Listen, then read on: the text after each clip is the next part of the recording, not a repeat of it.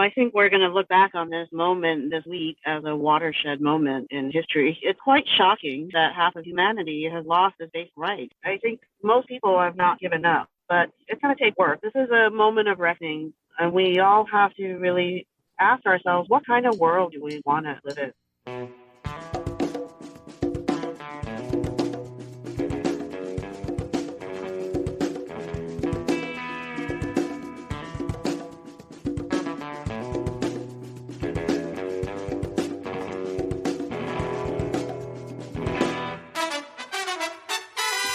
Welcome to episode 117 of the Refuse Fascism podcast, a podcast brought to you by volunteers with Refuse Fascism. I'm Sam Goldman, one of those volunteers and host of the show. Refuse Fascism exposes, analyzes, and stands against the very real danger and threat of fascism coming to power in the United States. Thanks to everyone who goes the extra step and rates and reviews our show on Apple Podcasts or shares and comments about episodes on social media or YouTube. It helps us reach more listeners, and we read every one. So today I'm sharing 2 comments. First, I want to give a shout out to Alicia Mendez for tweeting, quote, "I came across this interview by Refuse Fascism with Susana Girotti. The Latin America regional liaison for the Sisterhood is Global Institute. We can learn from the mobilization in Latin America. Gracias, hermana," end quote. I agree. I learned a lot from that episode. Also, Alicia, go check out the interview that Coco did with Marcela Garcia. You'll really enjoy it. Learned a lot from that one too. Also, wanted to give a shout out to at Pro Democracy First, who tweeted, quote, "Very special guest, Wajad Ali on Refuse Fascism with Sam Goldman. Thank you for your tireless fight. Let's all do what we can. Join with them. Thanks for being part of this community, Pro Democracy First. And yes, let's join together." So after listening, go help us find more people who want to refuse fascism by sharing, commenting on social media, and very importantly, rating and reviewing on Apple Podcasts or your platform of choice. All right. Before I share today's interview, we got to take a quick sec to talk about the all-consuming dumpster fire on wheels that was this past week at the Supreme Court, in the Supreme Court, and touch on some of the immediate effects in our first week without Roe. Effects that will continue to unfold and multiply until legal abortion is restored nationwide. And I don't mean that as a passive statement. I mean, we got to get out there and demand that the federal government restore legal abortion nationwide now. Last Friday's decision by the Supreme Court to overturn Roe hit us all hard, no matter how much we saw it coming. None of us could be fully prepared for the full weight of the cruelty of this ruling and the outrage, fear, and pain it would provoke. This needs to be seen for what it is. They have unleashed unprecedented fascist violence against women and girls and people of reproductive capacity. They have declared to the world that we are nothing more than incubators and our lives are not our own. And I encourage people to go back to episodes we have ran on our show where we've talked over and over about this topic, delving deep into this emergency and how this undoing of a nearly 50-year constitutionally protected civil and human right fits into an overall Christian fascist program. So go back and listen, look through, you'll know which ones they are, the titles are clear, and listen. In an effort to not add to any confusion on an already confusing hellscape of abortion access, I wanted to let people know that the resource that I used to share information about the abortion law landscape was Politico. On that site, they have legal scholars saying this is extremely confusing and, very importantly, it is constantly changing terrain. So these words that I shared are not in stone. might have changed since the time it was recorded. So if you are in need or someone you love is in need of abortion services, please go to ineedna.com. ineedna.com, because it might have changed in your state. And we will share more resources in the future regarding the terrain. Immediately after the decision was made, abortion providers had to close their doors and began canceling appointments. Desperate women and girls across the country saw the walls begin to close in around them. Alabama, Arkansas, Missouri, Oklahoma, South Dakota have implemented laws and trigger bans that make abortion illegal, with few exceptions. The number of those with exceptions for cases of rape and incest is 0. In 3 other states, Arizona, West Virginia, and Wisconsin, confusion about the enforceability of pre-Roe bans has led all abortions to cease. And as I'll continue to go on, this list of ever-changing bans and upcoming bans creates massive confusion and is very difficult to track and know where, when to get an abortion for everyone. Louisiana and Utah are states where it will soon be illegal. Tennessee, Mississippi, Idaho, North Dakota, and Wyoming have bans that will come into effect in the coming weeks, eliminating all abortion access in those states. Georgia is in the process of overturning injunctions against fetal heartbeat bills and will join Tennessee, Ohio, and South Carolina in eliminating abortions after 6 weeks of pregnancy, as we know, before most people know they are pregnant. And this is on top of the Texas abortion ban. Several more state governments are working to ban or severely restrict access to abortion. 18 states have laws in place that open the door to the prosecution of providers and, yes, pregnant women who attempt abortions under a range of provisions. What are those provisions? Homicide, feticide, assault, and child abuse. 13 states have introduced or passed legislation allowing private citizens to sue people who aid or abet abortion for financial remuneration. Yep, total Texas style. Various states are seeking to ban the abortion pill completely.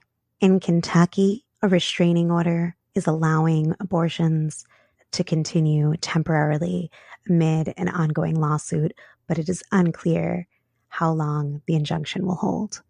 I want you to hold in your mind, in your heart, the 10-year-old rape victim in Ohio who was forced to travel to Indiana at 6 weeks pregnant because she couldn't access it in her state.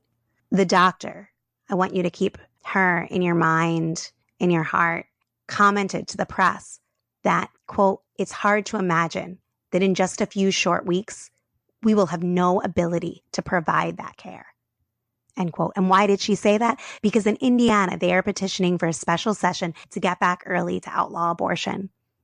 This child, her story, it's not an anomaly. She needs us. They all need us to fight for them, to fight for ourselves, to fight for the future right now. We are exactly a week after this fundamental right to control our bodies, our reproduction, our destinies has been stripped away by the highest court of the land. I'm really, really glad to talk to Coco, who, if you listened, you've heard her before. She is a fellow member of the Refuse Fascism editorial board. More than that, she's a writer and just a really wonderful person who I'm glad to call a friend. And she published a piece, Independent, which will be linked in the show notes, titled "Roe has been overturned and women's bodies are no longer their own in America. Here's what to do now." It came out the day that Roe was overturned. So I'm really glad to get a chance to talk to Coco so that we can process together what happened. Step back a little bit. Where did this come from? What does it mean for both the fascist movement and the people on the side of justice? And kind of where do we go from here? So welcome, Coco. Thanks for joining me. Thanks, Sam. It's good to be here with you. You started your piece with the facts that a 5-4 majority on the Supreme Court has overturned Roe v. Wade, the landmark ruling that guaranteed American women a constitutional right to abortion. The message this sends to women and girls, not only in the US, but all over the world is clear. You are not free. Your bodies are not your own. Your destinies will be shaped by the state, by the church, by men. Can you just tell us, what are you thinking in this moment? What are you feeling? What do we need to understand about what happened last week that so many of us are just now able to process? Well, I think we're going to look back on this moment this week as a watershed moment in history. It's quite shocking that half of humanity has lost its basic right in 2022, that we're going backwards, being hurled backwards so shockingly and so violently when there are countries in Latin America that are going forward and decriminalizing abortion. And it needs to be seen in the context of the whole fanatical Christian fascist movement that has been working towards this victory for a long time.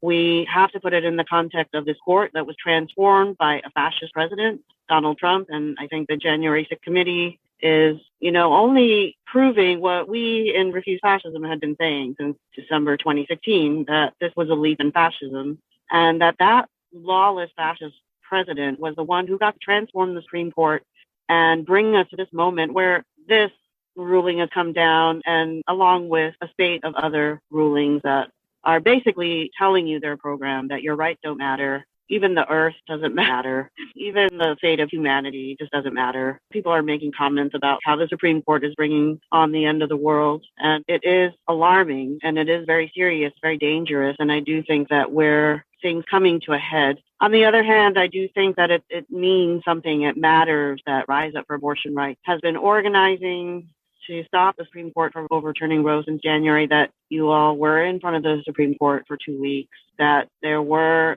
Rise Up for Abortion Rights rallies happening all over the country, and that spontaneous protests broke out, and some of them going day after day, 3 or 4 days, and continuing into this week. So I'm happy to dig into this stuff with you rather than just wallow in my own self-pity.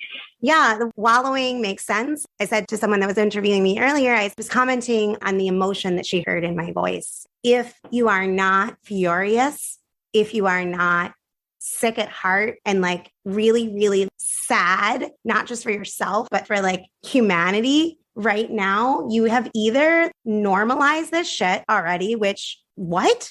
Or you are on the side of the fascists and are celebrating this. And if you're neither, the fact that you and I weren't surprised by the ruling, it didn't soften the blow of this assault. It doesn't change reality, the fact that you saw it coming. We take no pride, no joy in saying we told you so. That is not a position we like being in. It would be better, I'll be honest, if more people listened to us. But, my outrage is not at the people primarily. It's primarily in this court that, as you said, was remade by Trump, by the fascists, a court that this assault is, you're right, one, but many assaults on the people that they took on. And it's really signaling the ushering in my opinion, of a new level of fascist threat that I think people got comfortable with pretending that it was all over. The fascist danger was over. We may have to deal with it a little bit in 2024, but we don't need to deal with it right now.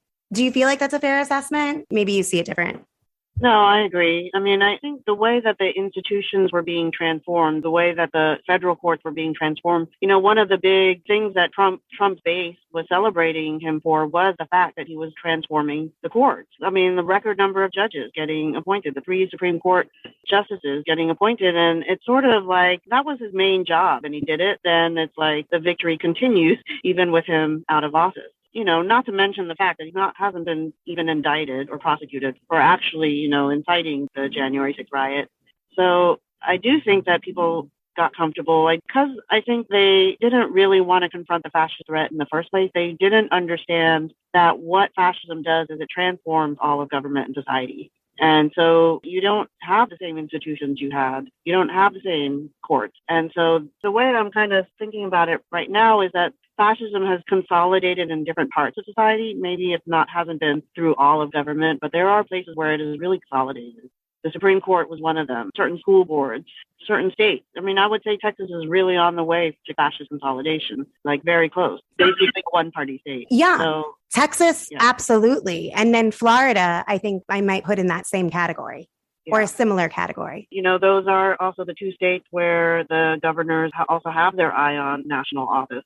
On top of that, I just think that we are seeing how divided the society is, irreconcilably divided. You also see that with the protests. I've been part of protests here in Texas, and they're really fierce. People are very angry. They're really angry about SB8. They're really angry about Roe falling.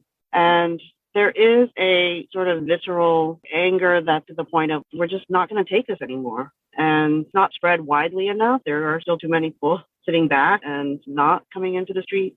But of the people who are coming into the streets, many of them youth, many of them women and LGBTQ people, the anger is very justified, it's fury, and it is really aimed at this fascist government that has been lording over people in Texas.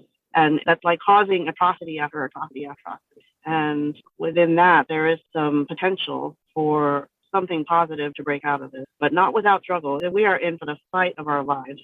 I think you're really right. It truly is a fight for our lives. And I appreciate the way that you were talking about, you've been out on the ground in Texas in this eye of the fascist storm. And if you could talk a little bit more about what you've been observing at these protests, things that you think are really important for listeners to know. It could be stories that people have told you. It could have been, signs that stuck out to you, or really anything that you think should be shared. Well, one is the number of people who have come forward, especially young women, who have come forward telling their stories of being raped and either getting pregnant or luckily not getting pregnant, but sharing the pain of those stories, of just bringing out the misogynist culture that we live in that just like terrorizes young girls, terrorizes women, and linking that to the right to abortion, how important it is. A number of women have come forward and said they would have killed themselves if they had become pregnant and could not get an abortion. We've heard stories of people who could not get out of the gate, couldn't get the abortion pill, and they were forced to give birth against their will, and they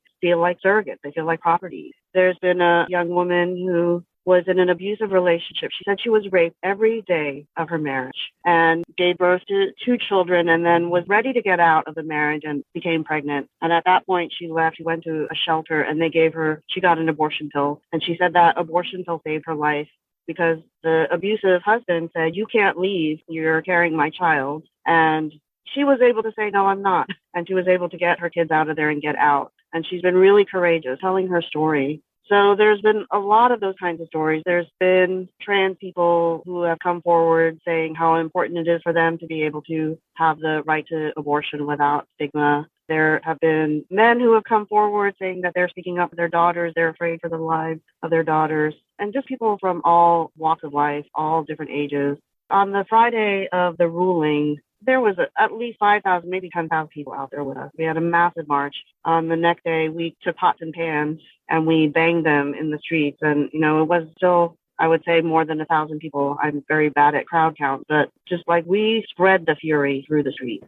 One of the chants that they always like to say is "fuck Greg Abbott." It's a little bit of a unique situation here in Texas because we've been living under this for a long time. We've been living under a 6-week ban. Roe was essentially overturned in September, and people did not flood streets. And there's a lot of latent anger about that. There's anger at the Christian fascist Ken Paxton, this trio of Greg Abbott, Ken Paxton, and Dan Patrick. But then where that gets channeled is, we have to vote them out. Beto's been doing rallies, but, even if Beto wins, he would not have a legislature that would let him do anything. And in fact, there is a base here that is so hell-bent on holding on to power, and they are capable of violence. So it's a very fraught situation here in Texas, where I often feel like we already are in a kind of secession. We're already in a kind of civil war with the federal government. Not we, but, the state government is at this fascist base. So it's a very complex situation. But the other thing that has happened in the last week, there were 3 days of protests in a row in Austin, which really, I think in 2020, that did happen during BLM protests.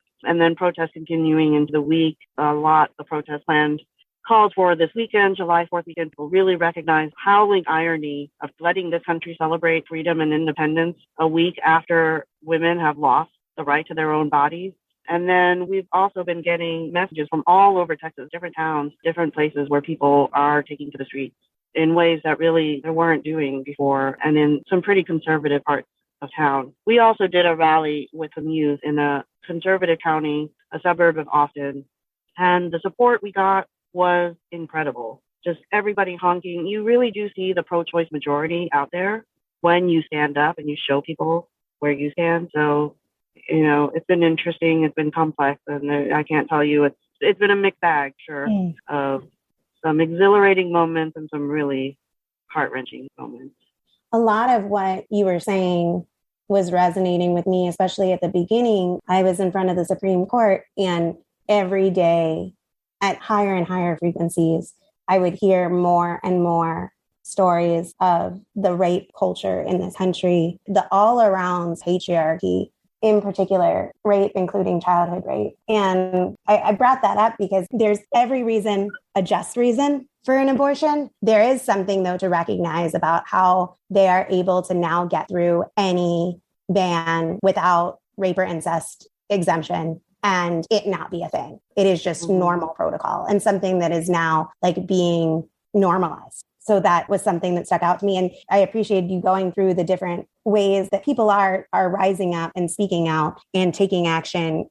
And I think that there's like that step, where people do feel something when they see people step out and speak out. Oftentimes, that is a compulsion. They see that they're there, but sometimes it's not. And you get the thumbs up, you get the good job. And I think that part of that is that people do not see what we do in the streets as decisive in stopping, a given fascist attack. So that's just my thought on it. In your piece, I wanted to return to one thing. You had written about how the anti-abortion movement emerged out of a backlash against the gains of the civil rights movement and the social progress of the last 50 years. They could not stand a world where women were not confined to the home, where Black people were not subordinate to white people, and where LGBTQ people were out of the closet. The Christian fundamentalist fascist movement, which has now cohered behind the lawless ex-president Donald Trump, is further emboldened to go after all our, and I can never say that word, uninnumerable, with vicious vengeance, end quote. And so can you just walk us through, you talk about where it came from and how it's strengthened and cohered, but can you walk us through some of how you see them going forward since this victory for them?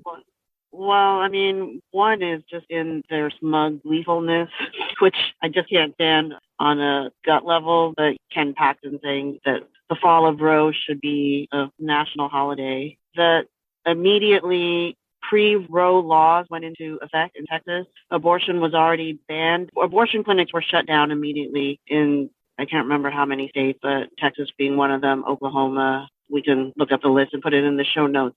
And then there's the whole host of other rulings that the Supreme Court has made. For instance, that the Miranda rights don't matter. You don't have to be read your right before you're arrested. That innocence doesn't matter if you're on death row, and evidence of innocence doesn't matter. That can be kept from being entered into your appeal. And then this one that the EPA cannot enforce carbon emissions. It is really a spate of rulings. It's hard to make sense of it, but it seems aimed at just leading us off the cliff.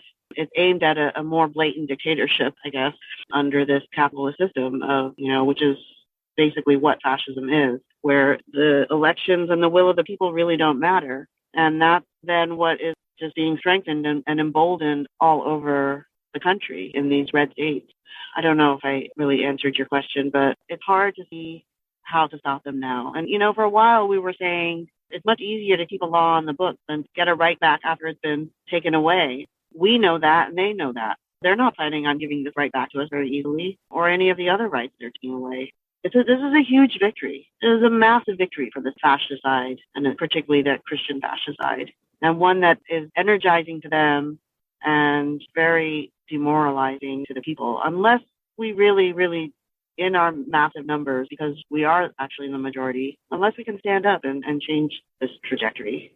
Yeah, I think that it is extremely ominous. They're saying it very clearly about what their intentions are, both the concurring opinion from Clarence Thomas regarding contraception, gay sex, gay marriage. But not only that, you have all the groups that were part of bringing this into being, getting to work on criminalization measures, on measures to stop crossing state lines. You have all legislator after legislature moving to enact these trigger laws or creating new laws on the books, and each worse than the one before it. So I think that this is just the beginning even though this has been part of a long game for them, you had talked about them being energized. This is accelerant for the rest of their program. And you have taught me a lot about the role that vengeance plays when they've had a defeat of some sort, and then what fascists do if they get in power again afterwards. And I think that this is exactly that in real time. And it's extremely scary. But I do agree with you that you were saying it's easier to keep a law on the books than it is to restore one that's been overturned is true. But the second best time, besides before it goes down, is right after, before it gets normalized. So I think that now really is a moment to seize while people are still rightly raw with the implications and feeling that rage and feeling that sadness. Now is the time to seize with a demand. But yes, I'm not going to lie to people. We have a serious fight on our hands, a fight for the future, and they're winning. And we got to be real about why they're winning. So I wanted to give you a moment if you want to talk about why are they winning. Well, I think one reason they're winning is that they don't understand that the fascists in power are tearing up all of the norms. Those norms do not exist anymore. So thinking that you can play by the rules and defeat them is just delusional.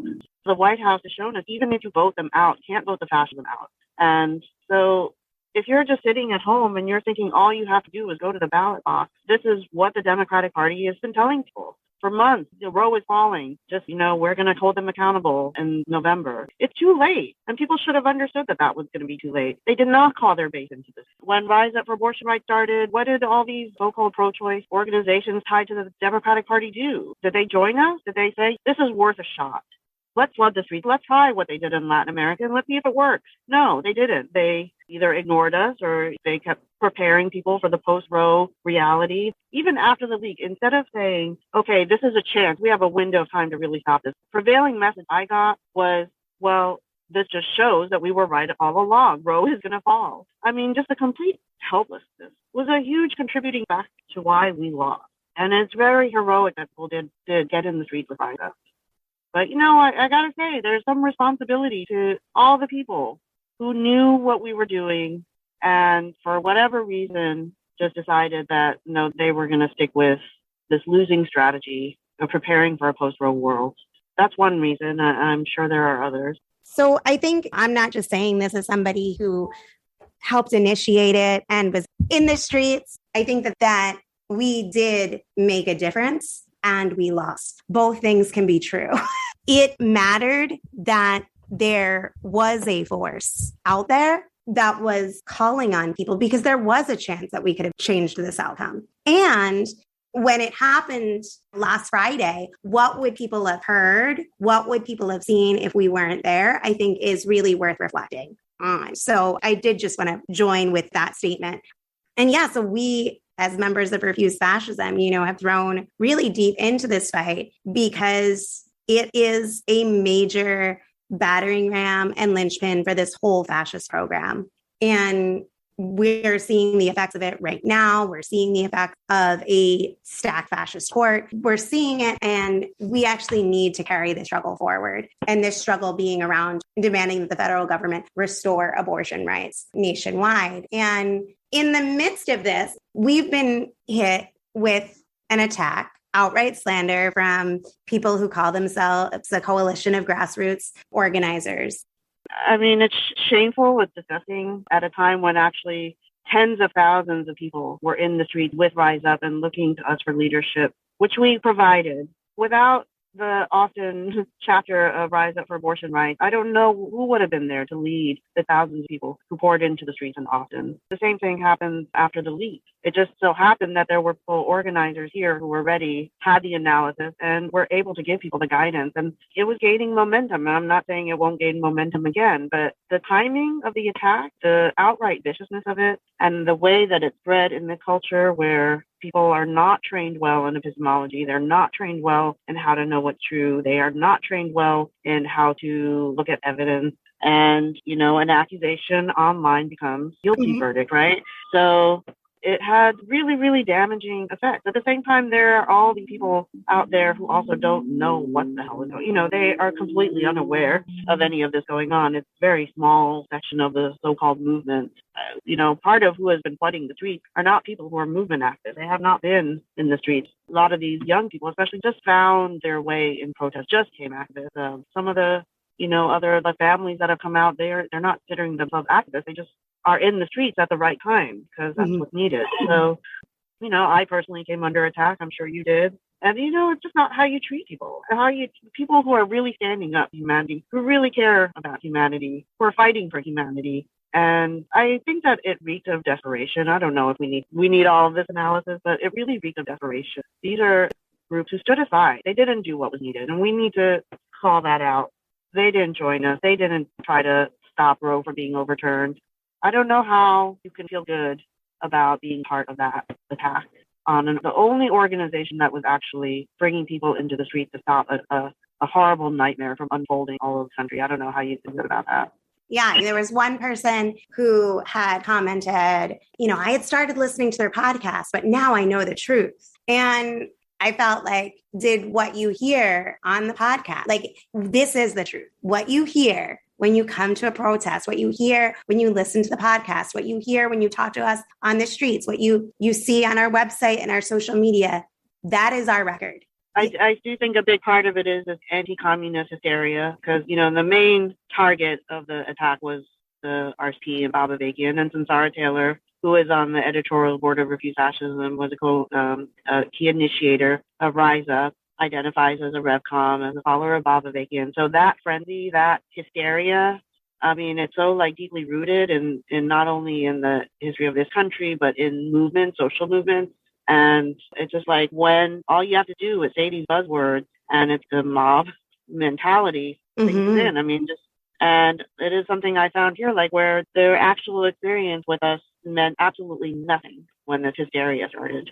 I think this is something that the progressive movement really is going to have to start taking on and finding their own way to put to a stop. It's hurting everybody. It is hurting humanity. It's hurting every single movement for social change. And it reached a fever pitch that if we don't actually change the way people are thinking about this, I don't have much hope, and I know we're doing our part to change the way people are thinking about this, but there are many, many people in these social movements who do not want that to be the way people behave.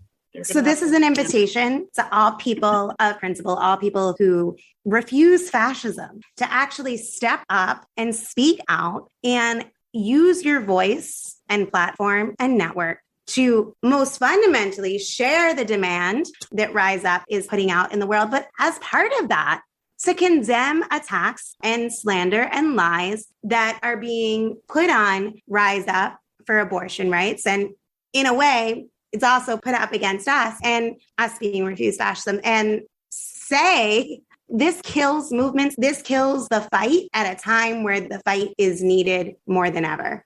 And when there's a loss, we fight amongst ourselves. This is something that is frequently pointed out by those who are counting on us to do just that. So people should, if you don't already, follow Rise Up for abortion rights on social media. Definitely send a message of support. And when you see shit, call it out as shit. That's my note. This is a moment of reckoning, and we all have to really ask ourselves, what kind of world do we want to live in? And whatever our best idea is of the world we want to live in, it is possible. I think most people have not given up, but it's going to take work, and it's going to take people speaking out, not only against the fascists, but also in principled ways happening that are dragging people down. That also has to be spoken up against. It has to be called out. It has to be struggled with, and I think we don't have to be nappy about it, but too many people are silent about it, giving us silence, giving us their messages of support behind the scenes. But no, it is actually a time where you have to say, look, to the people who are doing such tremendous damage right now, there has to be a force of people that says to them, you're wrong. You're wrong about this, and what you're doing is really harmful. There is really a chance to keep up the momentum in the streets and really spread the fury of people and demand that the federal government restore legal abortion. That is a just demand, and we should fight for it and not accept anything less. Folks can follow Coco on Twitter at Coco_Das. Since this interview, Coco gave a great speech on July 2nd at a rally to restore legal abortion nationwide. The text of her speech is up on the website, and I highly recommend you check it out, spread it, and share your thoughts on it. It's linked in the show notes as well. Here is an excerpt from Coco's speech. Quote, "I have seen such fighting spirit in the streets with you this past week. This matters, but I can't pretend the road ahead won't be difficult. We are in for the fight of our lives. The enemy seems so daunting, so powerful. The cliffs is so high. This ruling goes against public opinion, against the forward motion of history and the people. However noble our fight has been in the last few months, did not win. And we don't have to reach far into history to know what can happen when the road ahead feels too long, when the necessary sacrifices feel too great. We know that this makes people give up and retreat into their private lives, hoping to avoid the worst of it, or at least avoid thinking about it. We know it makes people lower their sights. We know it makes leaders change their messaging to make losing seem like winning. We know how the people and movements and organizations can turn on each other instead of uniting to defeat a common enemy. We have seen all the ways movements and righteous struggles of the people get pulled off course, and even worse. We know how people can get sucked into doing the work of the very oppressor and the very system that has its boots on all of our backs, leaving the people, especially the people who need us the most, out in the dust and alone. The truth is that every movement with a righteous demand has to deal with defeat. Every movement for justice has faced obstacles that seem insurmountable. And out of this terrible situation, we can wrench a different future.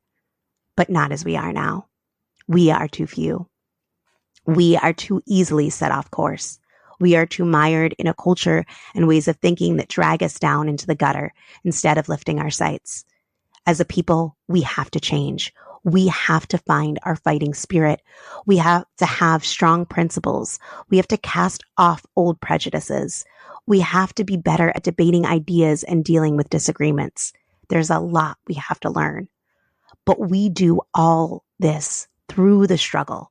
And this struggle can transform not only the people who join, but all of society and all of the world. We change through the struggle. This country could not come through the civil rights movement unchanged. It couldn't come through the movement against the Vietnam War unchanged.